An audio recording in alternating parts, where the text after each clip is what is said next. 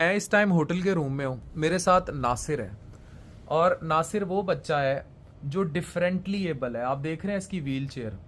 और इस बंदे ने मेरा अच्छा खासा मेरा नाजिश का मीडिया हाउस संभाला हुआ है। एक बंदा और है कमरे में।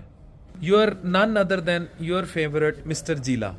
इनसे मेरा स्पेशल प्यार है और मैं आशिर वो बात बता चुका हूँ कि एक वीडियो मैंने डाली थी और उसके बाद आशिर जील मेरे पास आया था और जीले भाई जो हैं वो कहते हैं 15 दिन तक कैसे बैठे रहे थे। हाँ जी, ऐसे बैठे रहे थे और काम वो बंद हो गया था। लेकिन अब अल्लाह ने इतनी बरकत डाली है कि रमज़ान में इसका जो रॉ मटेरियल था उसमें जो इन्होंने तेल या और बटर यूज़ किया था, ऑलिव ऑयल और बटर ऑलिव ऑयल या बटर यूज़ किया था, उसकी मालियत ही 1 करोड़ रुपया थी। तो 1 करोड़ रुपया रमज़ान में इसकी सिर्फ उस रॉ मटेरियल की मालियत थी। तो आप खुद सोचें। अब इसके साथ मैं बड़ा अच्छा पॉडकास्ट कर रहा हूँ कि लाइफ में कितनी स्ट्रगल इंसान को और कितने दायरे और कितनी